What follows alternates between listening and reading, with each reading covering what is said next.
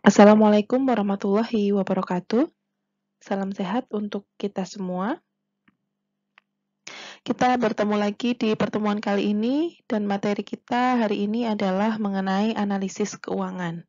Ya, jadi di dalam manajemen keuangan ya kita akan melakukan analisis keuangan dari laporan keuangan yang sudah kita buat untuk melihat bagaimanakah profil atau perkembangan dari bisnis yang kita jalankan.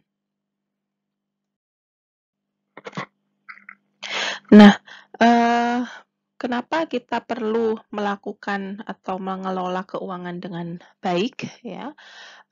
Yang pertama alasannya adalah di dalam tools of management ya. Jadi di situ untuk mencapai suatu tujuan organisasi ada beberapa hal yang harus kita kelola dengan benar gitu ya. Yang pertama tentunya SDM, kemudian money ya, method, material dan mesin ya. Ada 5M tadi. Ya, jadi semuanya ini harus kita kelola dengan benar ya. Di sini yang kita kelola adalah keuangan kita gitu ya. Keuangan di perusahaan kita gitu. Di dalam manajemen keuangan ya, di sini ada beberapa istilah ya yang harus kita tahu dulu ya. Mungkin kita sudah bahas juga di pertemuan sebelumnya ya, beberapa istilah. Yang pertama adalah neraca ya. Neraca itu adalah laporan keuangan ya, yang di situ menunjukkan nilai aktiva dan nilai pasiva yang harus sama. Kemudian ada laporan laba rugi. Kalau laporan laba rugi itu ada pendapatan dan ada beban usaha, sehingga kita bisa melihat apakah perusahaan kita untung atau rugi gitu. Dan yang ketiga ada aktiva, ya aktiva ini dibagi menjadi dua, ada harta lancar dan harta tetap. Ya, harta lancar itu artinya yang mudah diuangkan, gitu ya. Harta tetap itu harta yang tidak bergerak. Ya. Kemudian ada pasiva, ya sama pasiva itu terdiri dari kewajiban atau hutang dan ekuitas atau modal, gitu ya. Ekuitas sama dengan modal. Nah, jadi jumlah antara hutang plus modal itu pasiva. Nah, hutang sendiri ada hutang lancar dan ada hutang tidak lancar. Hutang lancar itu atau hutang jangka pendek ya yang harus dibayarkan dalam waktu dekat, begitu ya. Sementara kalau hutang jangka panjang atau tidak lancar yaitu tahunan begitu ya pembayarannya.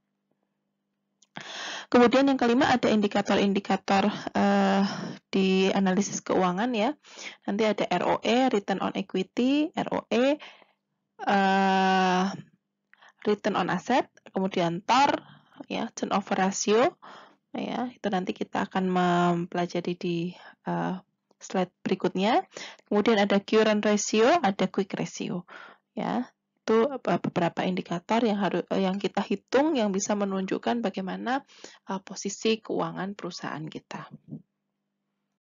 Nah, yang pertama adalah neraca, ya, neraca keuangan, ya, atau nama lainnya laporan posisi keuangan atau balance sheet atau statement of financial position, ya, atau neraca tadi ya, merupakan suatu bagian dari laporan keuangan suatu perusahaan yang dihasilkan dalam satu periode akuntansi, di mana menunjukkan posisi keuangan perusahaan pada akhir periode akuntansi tersebut, yang kemudian nanti bisa digunakan sebagai dasar dalam menghasilkan keputusan bisnis atau strategi bisnis apa yang mau diambil gitu ya, dengan melihat posisi keuangan pada waktu tersebut gitu ya. Jadi di neraca itu menampilkan ada aktiva dan ada pasiva. Neraca ini terdiri dari dua bagian ya, ada aktiva ya, aktiva dan pasiva. Aktiva itu harta atau aset ya. Kemudian pasiva itu terdiri dari hutang atau kewajiban atau liabilitas ya, dan ekuitas atau modal. Ya, jadi aktiva sama dengan pasiva ya. Aktiva sama dengan hutang plus modal. Ya, karena aktiva sama dengan pasiva. Gitu. Kemudian ada bentuk neraca ya, bentuk neraca ini ada yang memanjang ke bawah ya, vertikal atau disebut staffel ya. Ada yang horizontal menyamping yang kita sebut dengan skontro. Nah, maksudnya apa yang staffel dan skontro ini? Kalau staffel itu aktifannya di atas, pasifanya di bawah. Posisinya aja ya, tetapi laporannya sama.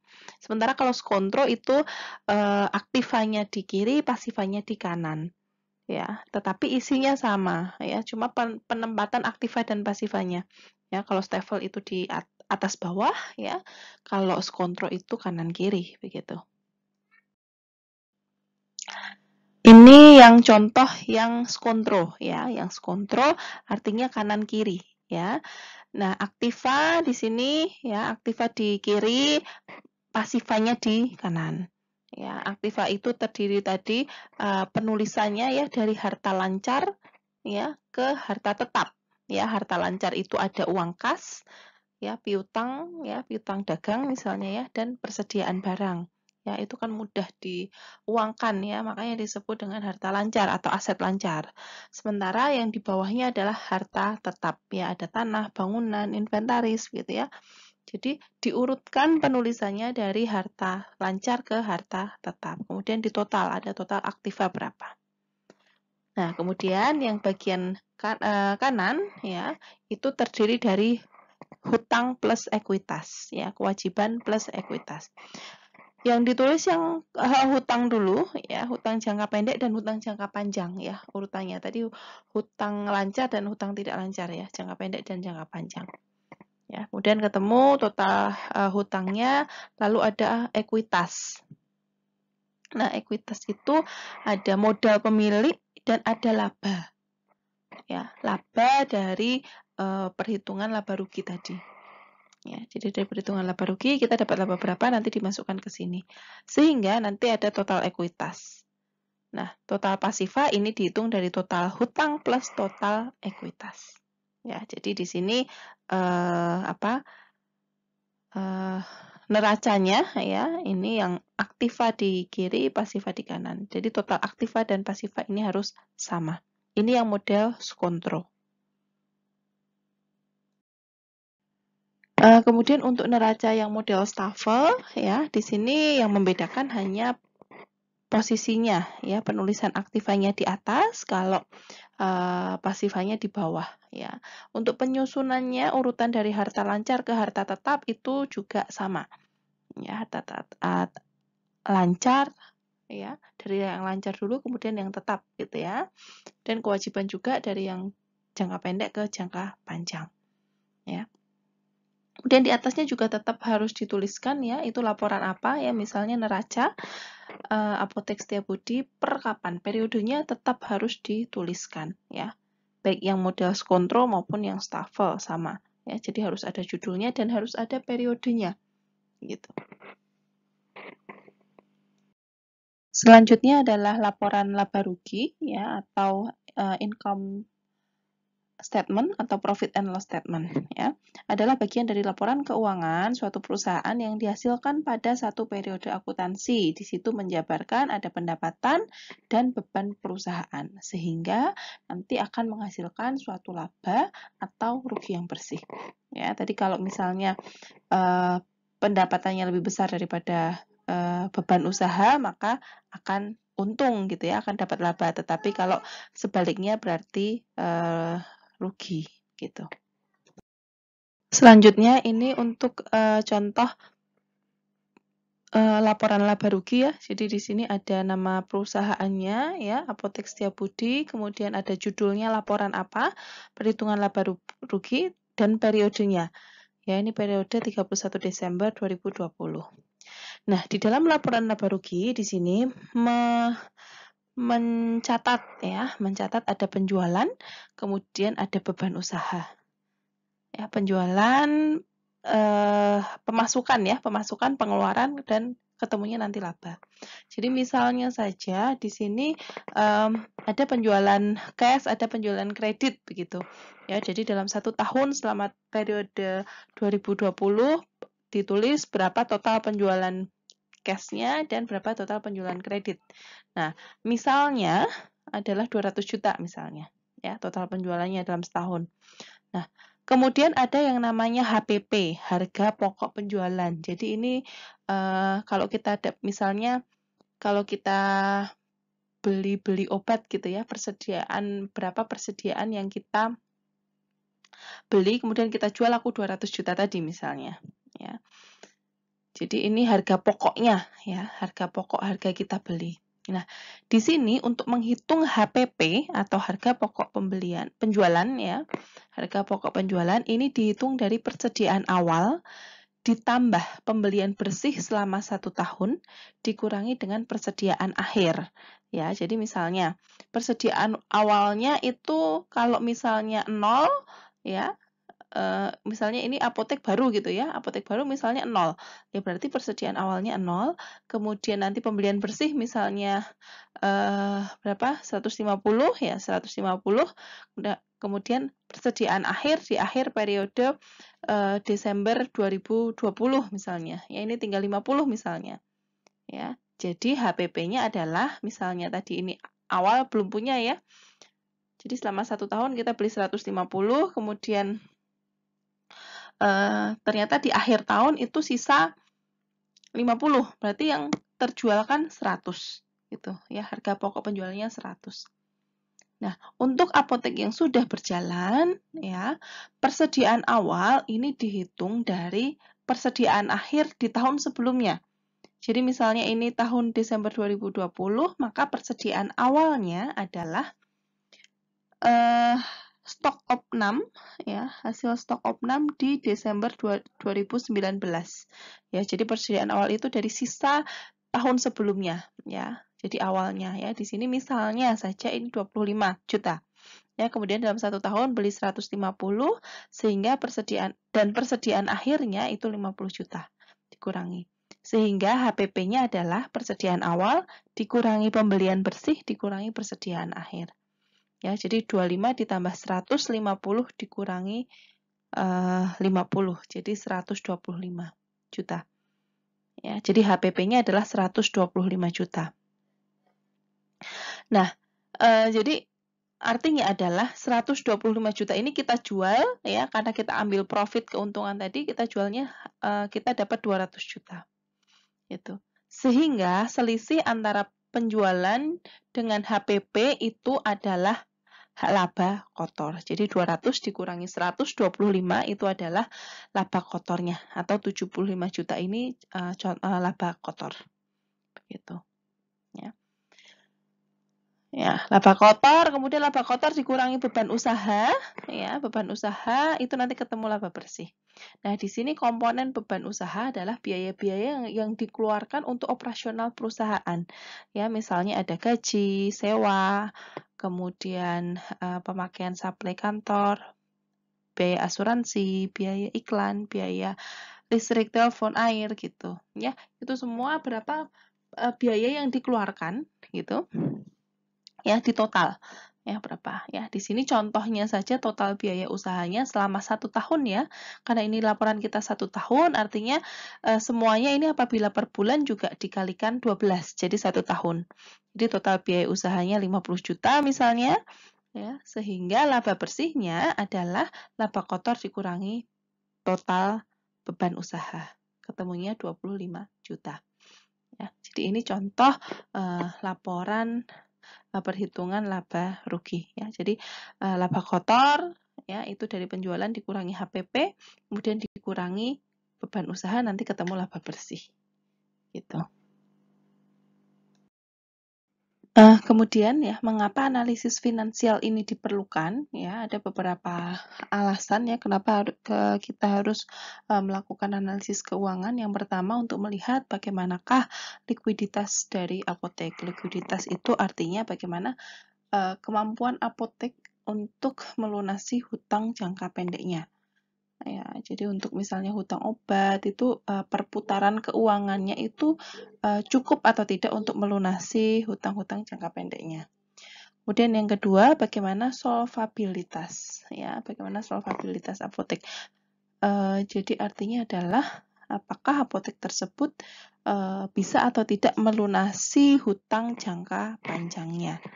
itu ya, bagaimana kemampuan si apotek tersebut untuk melunasi hutang jangka panjangnya. Nah, ini biasanya dilihat dari parameter berapa laba bersih ya yang bisa dia peroleh gitu. Kemudian apakah dana yang disediakan itu sudah digunakan dengan benar atau belum?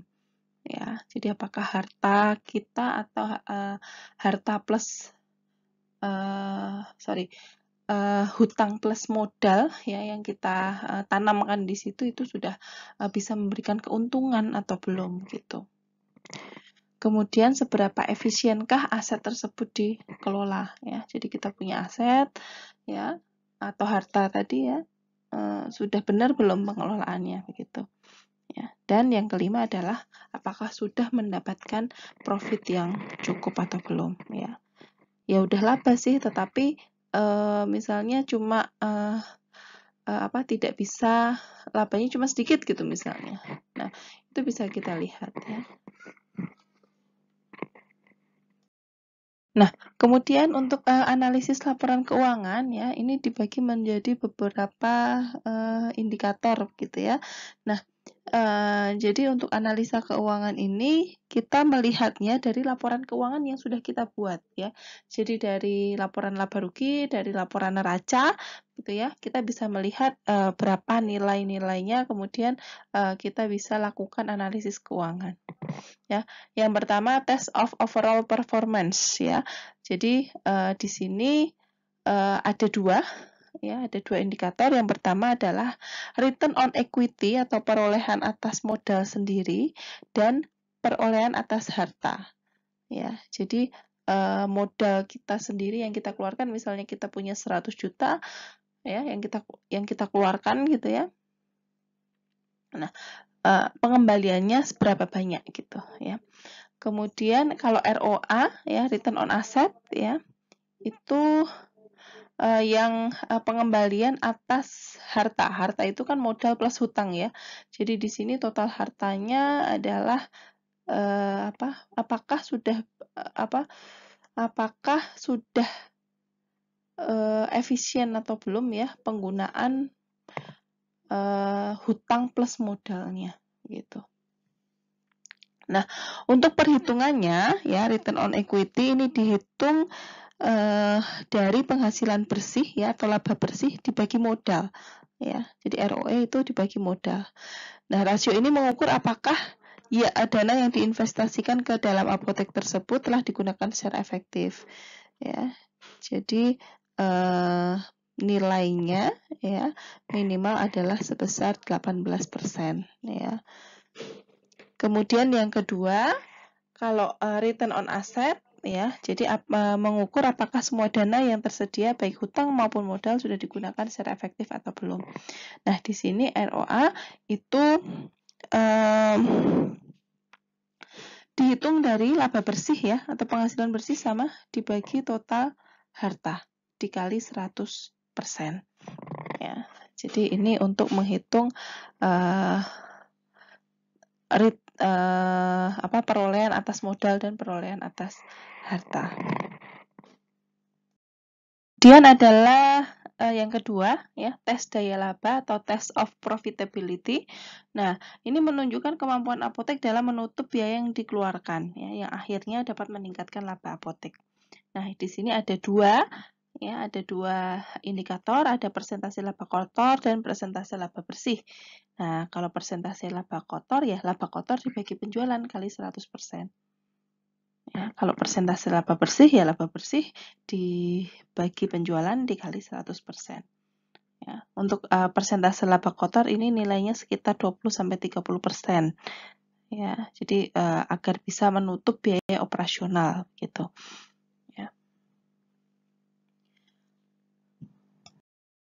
Selanjutnya adalah test of liquidity atau tes likuiditas.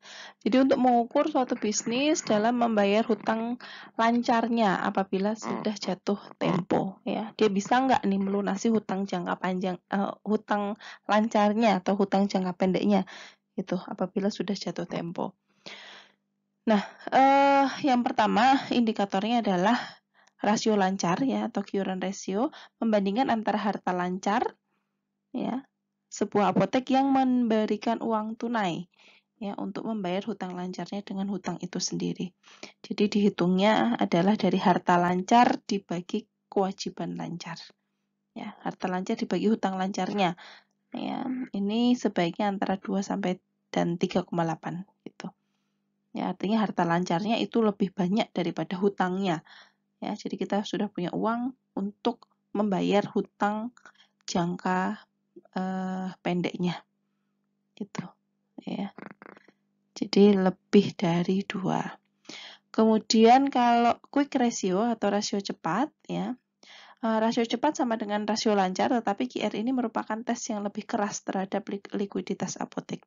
Dan dihitungnya dari harta lancar dikurangi persediaan, ya, jadi tidak menggunakan persediaan obat. Ya, harta lancar di sini bisa saja hanya uang yang ada di apotek, misalnya uang di bank, ya, piutang, ya, itu masuk ke harta lancar ya. Persediaan obat juga masuk harta lancar ya, tetapi kalau untuk quick ratio ini tidak menggunakan persediaan obat ya. Dibagi kewajiban lancar ya. Jadi nilainya antara 1 dan 2 gitu ya. Jadi lebih besar dari 1 ya. Artinya harta lancar dibagi kewajiban lancarnya itu lebih besar harta lancarnya. Yang ketiga adalah masa perkiraan hutang ya. Menunjukkan berapa lama waktu yang dibutuhkan apotek untuk membayar pembelian kreditnya. Nah, masa perkiraan utang ini dihitung dari hutangnya berapa dibagi pembelian bersih per hari. Ya, jadi apabila nanti di dalam neraca itu dalam 1 tahun ya kita bagi 365 ya untuk mendapatkan nilai 1 hari. Jadi nanti ketemu masa perkiraan hutangnya itu berapa hari. Yang berikutnya adalah rasio solvabilitas atau ratio of solvency, menunjukkan apakah suatu usaha akan dapat memenuhi pembayaran hutang jangka panjangnya.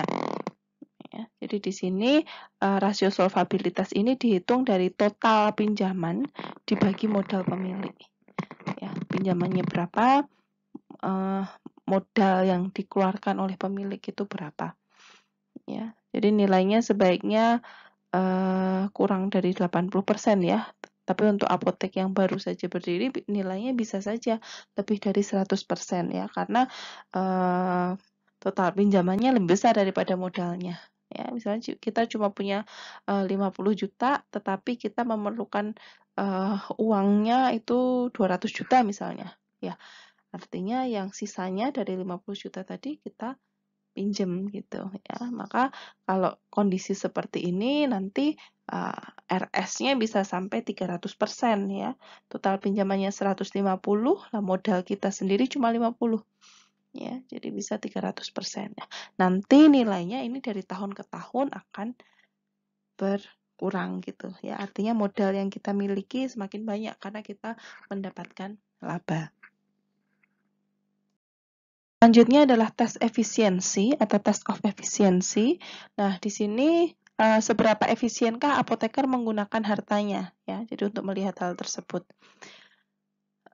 dihitung ya indikatornya ya dari masa penagihan perkiraan piutang ya atau MPPP dan inventory turnover ya atau perputaran persediaan.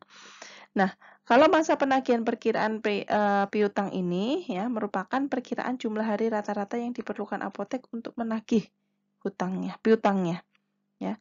MPPP ini sebaiknya tidak lebih dari 1,5 kali syarat kredit perusahaan, di mana syarat kredit perusahaan itu 30 hari. Ya.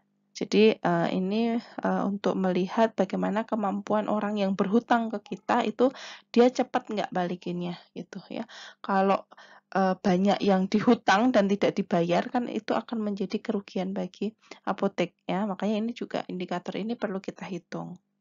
Ya, jadi nilainya tidak boleh lebih dari 45 hari ya, karena tadi 1,5 kali syarat kredit perusahaan. Dihitungnya dari piutang dibagi penjualan kredit bersih per hari. Ya, nanti kalau di dalam neraca itu yang diketahui adalah dalam tahun, kita harus bagi 365 dulu. Yang kedua adalah perputaran persediaan ya atau PP. Nah, ini mengukur berapa cepat persediaan obat itu dibeli, dijual, dan digantikan. Ya. Dihitungnya dari HPP, harga pokok penjualan ya. Harga pokok penjualan itu tadi dihitung dari persediaan awal ditambah pembelian bersih dalam 1 tahun dikurangi persediaan akhir. Ya, jadi persediaan awal ditambah pembelian bersih dikurangi persediaan air. Ya, akhir ya. Jadi nanti ketemu HPP, kemudian dibagi dengan persediaan rata-rata. Persediaan rata-rata ini adalah persediaan awal plus akhir bagi 2. Ya, itu rata-rata. Nah, idealnya adalah 4 sampai 12 kali setahun. Gitu ya. Jadi tidak terlalu cepat dan tidak terlalu lama obat itu digantikan begitu. Ya, nanti kalau terlalu lama ya artinya banyak obat-obat yang mungkin saja mendekati kadaluarsa ya, karena penyimpanannya yang terlalu lama ya, banyak obat yang mandek begitu. Oke. Kemudian analisis berikutnya adalah analisis BEP ya, atau break even point ya. Break even point ini adalah untuk mengetahui pada jumlah penjualan berapa apotek tidak mengalami untung maupun rugi. Ya, artinya jumlah laba jumlah pendapatan kita gitu ya, itu sama dengan jumlah beban usaha kita. Jadi impas. Ya, jadi di titik impas itu ketika kita dapat penjualan berapa banyak gitu. Nah, asumsi-asumsi yang perlu diperhatikan dalam analisis BEP adalah yang pertama, datanya ada dan terpercaya gitu ya. Datanya valid gitu ya. Data mengenai penjualan, pembelian itu semuanya tercatat dengan baik. Kemudian yang kedua, hanya dikenal 2 macam biaya. Hanya ada fixed cost dan variable cost. Ya, jadi di sini dalam analisis BEP ini kita menghitungnya adalah banyak di beban usaha ya, biaya-biaya gitu. Nah, dikenal 2 biaya ya, biaya tetap dan biaya variabel. Kalau biaya tetap adalah biaya yang nilainya tidak berubah selama 1 tahun periode akuntansi ya, meskipun jumlah penjualannya berubah. Misalnya biaya penyusutan, biaya gaji, biaya bunga pemeliharaan, sewa, ya itu kan nilainya tidak berubah ya, walaupun penjualannya banyak ataupun sedikit, ya nilainya segitu. Gitu. Ya. Jadi misalnya biaya sewa gedung, ya, biaya sewa gedung untuk 1 tahun, kalau misalnya 20 juta, ya itu kan tidak berubah. Meskipun kita jualnya banyak atau kita nggak jualan sama sekali kan nilainya segitu. Ya, makanya disebut biaya tetap. Yang kedua adalah biaya variabel, biaya yang nilainya akan berubah bila dilihat biaya per unit penjualannya. Ya, kalau biaya penjualannya naik ya biaya variabelnya naik begitu. Contohnya HPP ya, harga pokok penjualan ya, itu kan semakin tinggi atau banyak yang kita jual ya, HPP-nya juga semakin tinggi gitu. Biaya pengiriman, perbaikan, iklan, piutang, tak tertagih dan yang lain sebagainya. Ya, itu yang variabel. Jadi tergantung dari jumlah pemasukannya ya, dari jumlah penjualan. Adalah harga jual per unit adalah tetap ya, tidak tergantung banyak sedikitnya yang dijual. Itu. Ya, harga per unitnya. Jadi tidak ada diskon gitu ya. Misalnya kalau beli 10 dengan beli 100 atau dengan beli 1 itu harganya sama. Ya. Yang keempat, apotek hanya menjual satu jenis produk. Apabila lebih dari satu jenis, maka produk tersebut dianggap satu jenis ya, dengan kombinasi yang tetap ya. Jadi kita menganggapnya di apotek itu hanya jualan obat aja ya. Jadi tidak bervariasi begitu ya. Jadi itu asumsi yang harus dibangun dulu sebelum menghitung BEP. Kemudian yang kelima, tidak ada barang persediaan, stok awal dan stok akhirnya 0, dianggap terjual semua. Dan yang keenam, diterapkan pada batas maksimal dan minimal penjualan yang terbatas. Ya.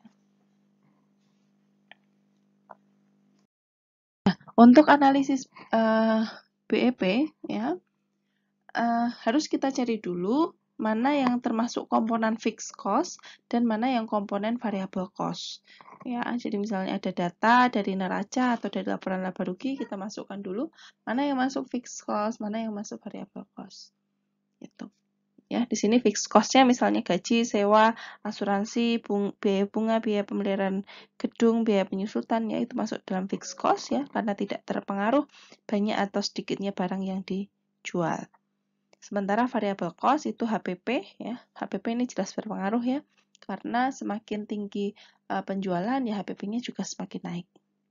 Kemudian biaya pemakaian suplai kantor atau apotek, kemudian biaya iklan, biaya pemasaran, biaya pemakaian air, listrik gitu. Ya itu tergantung dari jumlah penjualan ya yang dilakukan. Kemudian untuk rumusnya, ya rumusnya break even dalam rupiah ya. Jadi berapa yang harus kita dapatkan supaya tidak untung dan tidak rugi tadi. Ya ini dilihat dari nilai variable cost dan fixed cost-nya. Ya, dihitung dari ya break even dalam rupiah ya. Nanti ada fixed cost dibagi 1 min variable cost per penjualan. Ya. Nah, nanti ketemunya itu berapa rupiah gitu ya supaya tidak untung dan tidak rugi ya. Misalnya ketemu break even-nya 360 juta ya dalam setahun gitu. Ya, artinya dalam sebulan itu harus dapat 30 juta gitu kan. Nah, jadi BEP-nya kalau kita dapat 30 juta artinya itu baru tidak untung dan tidak rugi. Kita belum dapat laba. Makanya ini BEP ini nanti kita ketemu BEP berapa, artinya kita harus dapat yang lebih banyak itu dari BEP-nya supaya kita bisa dapat keuntungan. Kemudian kalau break even dalam unit ya, ini biasanya untuk barang-barang produksi jadi gitu ya. Barang-barang produksi. Nah, ini misalnya kita harus jualan berapa misalnya industri kursi ya. Kita harus jualan berapa kursi ya biar bisa BEP ya. Oh, misalnya 10 misalnya.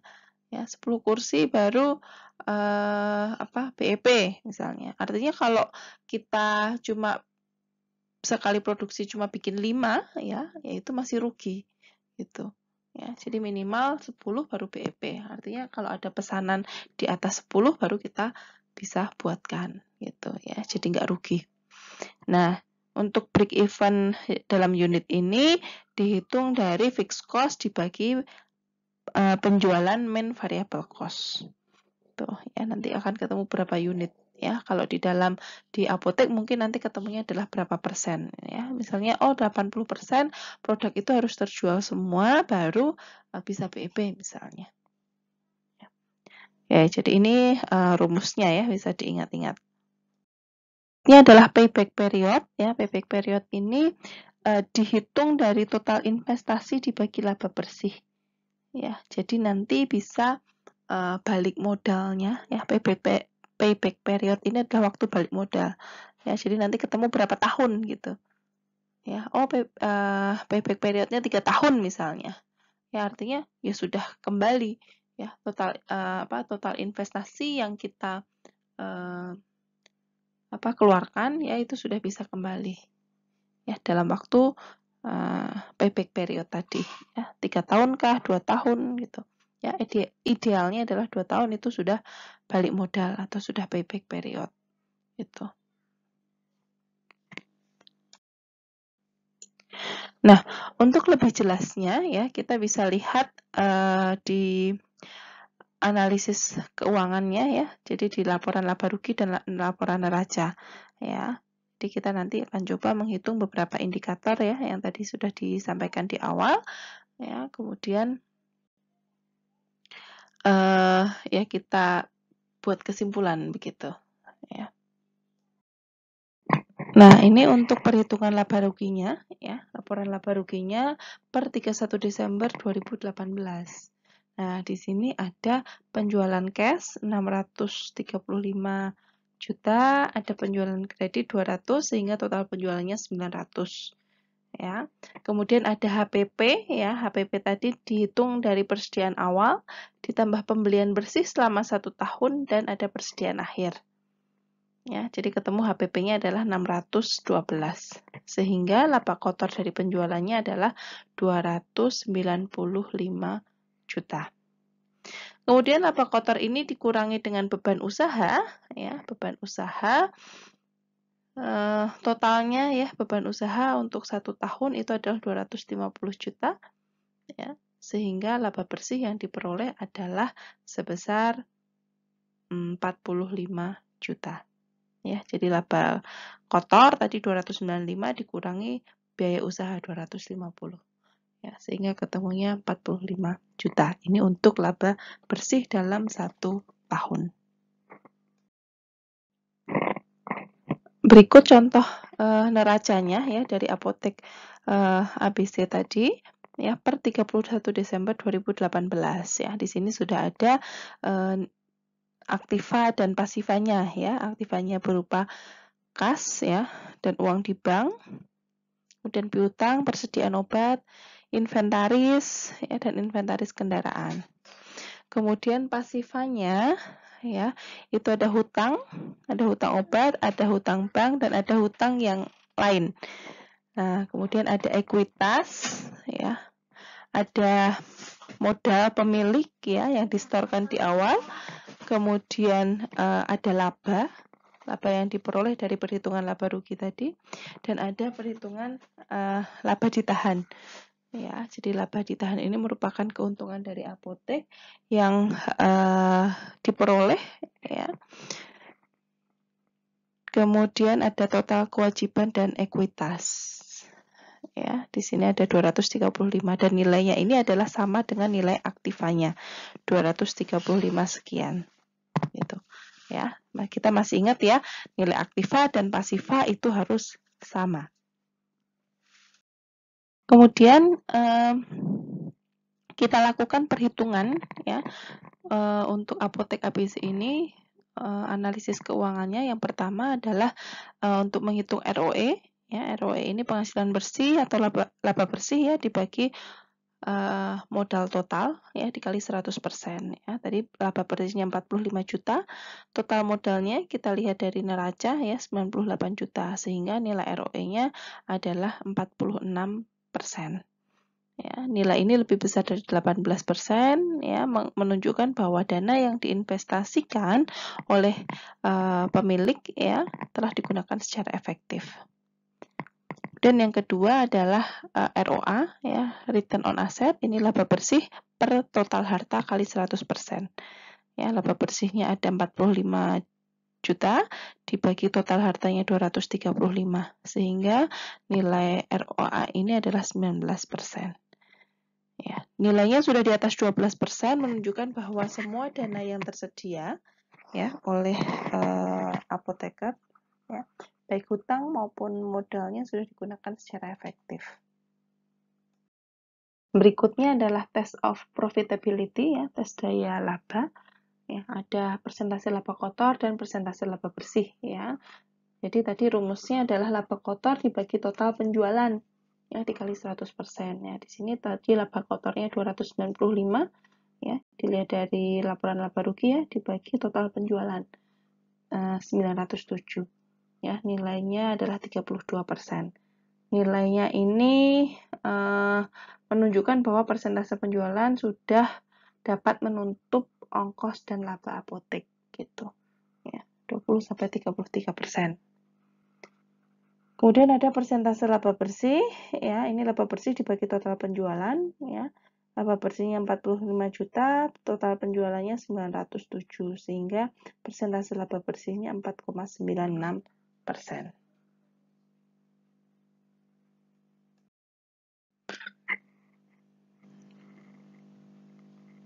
Kemudian test of liquidity ya. Test of liquidity yang pertama indikatornya adalah rasio lancar atau current ratio. Ini dihitung dari harta lancar dibagi dengan kewajiban lancar. Ya, harta lancarnya ya dilihat dari neraca itu ada 176 juta.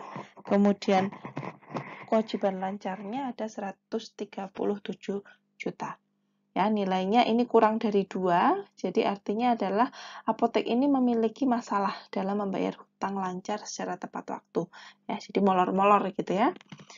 Kemudian yang kedua adalah quick ratio atau rasio cepat. Ya. Ini dihitung dari harta lancar dikurangi persediaan obat dibagi kewajiban lancar. Ya, nilainya 0,33. Ya, ini masih di bawah 1, ya, artinya ya tadi ya menegaskan bahwa apotek ini masih ada kendala dalam membayar hutang secara tepat waktu.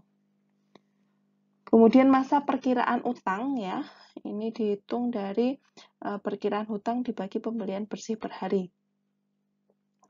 Perkiraan hutangnya ada 87 juta dibagi pembelian bersih per hari. Ya, 632 juta per 365. Ya, ketemunya adalah 51 hari ya. Syaratnya kan 30 hari ya. Untuk melunasi hutangnya ini bisa 51 hari ya. Jadi ketiga indikator tadi menunjukkan bahwa apotek ini agak kesulitan dalam membayar hutang jangka pendeknya. Berikutnya adalah rasio solvabilitas ya. Ini dihitung dari hutang ya dibagi modal. Ya, jadi 137 dibagi 98 juta atau kali 100% ya. Jadi hasilnya adalah 140 juta. Nilainya masih lebih besar dari 80% ya. Bahkan lebih dari 100% menunjukkan bahwa besar modal ini masih dari pinjaman, bukan dari modal sendiri ya, bukan dari investasi dari si pemilik. Kemudian test of efficiency, ya ini ada masa penagihan perkiraan piutang dan ada perputaran persediaan.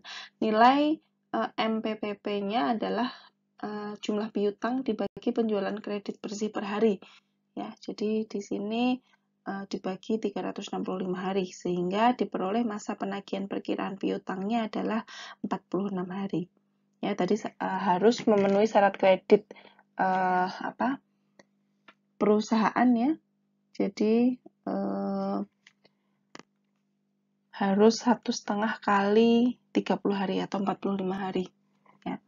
Jadi di sini ketemunya 46 hari, jadi masih ada beberapa orang yang tidak membayar hutangnya tepat waktu. Ya. Jadi banyak yang pelanggan-pelanggannya itu yang nggak on time bayar piutangnya gitu. Ya. Jadi masih pengelolaan kreditnya masih kurang gitu ya. Kemudian ada perputaran persediaan. Nah, perputaran persediaan ini dihitung dari HPP dibagi persediaan rata-rata. Ya, HPP-nya kita lihat dari laporan laba rugi ya. Dan 612, kemudian persediaan rata-rata itu persediaan awal plus akhir bagi 2. Ya. PP-nya sebanyak 5 kali, artinya bahwa perputaran persediaannya 5 kali dalam setahun ya. Ini masih bagus ya, tadi syaratnya ada antara 4 sampai 12 kali dalam 1 tahun gitu. Selanjutnya adalah analisis break-even point ya untuk apotek ABC ini ya. Tadi asumsi yang harus kita bangun pada saat kita menghitung BEP adalah hanya dikenal 2 macam biaya ya, ada biaya tetap dan ada biaya variabel. Nah, di sini dari laporan laba rugi kita bisa melihat biaya tetapnya apa saja dan biaya variabelnya apa saja. Ya. Sehingga diperoleh untuk biaya tetapnya ada gaji, sewa kantor, asuransi dan lain sebagainya itu 193 juta. Sementara variabel cost-nya ada terdiri dari HPP, pemakaian suplai kantor, biaya iklan dan lain sebagainya ya, itu adalah 668 juta. Nah, lalu berdasarkan rumusnya ya, break even itu fixed cost dibagi 1 min variable cost per penjualan ya. Jadi diperoleh hasil 736 juta dalam setahun atau sekitar 61 juta dalam 1 bulan ya. Artinya kita harus bisa dapat sekian tadi ya, baru break even ya, baru impas ya, belum dapat laba. Nah, kalau dalam unit ya, itu fixed cost dibagi penjualan dikurangi variable cost ya, adalah 0,81 unit atau 80% barang itu harus terjual semua ya, itu untuk mencapai titik impas. Selanjutnya adalah payback period ya. Payback period itu adalah waktu balik modal ya. PBP ini adalah total investasi dibagi laba bersih ya. Total investasi atau total harta hutang plus modal ya, itu adalah 235 dibagi 45 juta ya, ketemunya adalah 5,2 tahun ya. Jadi bisa balik modal ya dengan laba sekian ya, itu 5,2 tahun ya. Nanti kalau tahun berikutnya misalnya itu labanya bisa naik lagi, nah itu akan berkurang ya, waktu untuk balik modalnya juga otomatis akan berkurang gitu ya.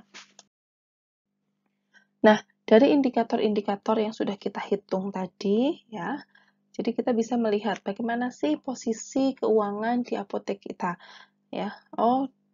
Pengelolaan kreditnya nggak bagus gitu misalnya ya, sehingga kita masih kalau mau bayar hutang itu juga masih terlalu lama, orang bayar piutang ke kita juga waktunya lama gitu ya. Nah, kemudian labanya masih belum cukup misalnya ya, kemudian tadi waktu balik modalnya itu sangat panjang, 5 tahun ya, idealnya kan 2-3 tahun itu sudah balik modal gitu. Nah, sehingga dari situ kita bisa menyusun strategi-strategi apa gitu ya yang bisa kita gunakan ya untuk meningkatkan laba, pengelolaan dari sisi tadi pengelolaan kreditnya ya, itu harus kita cari strategi yang sesuai ya untuk supaya memperbaiki kondisi keuangan di apotek gitu. Nah, jadi indikator-indikator tadi fungsinya adalah untuk kita mengevaluasi ya yang sudah kita lakukan itu sudah sesuai atau belum, dan menjadi dasar untuk kita melakukan atau merancang strategi untuk pengembangan apotek.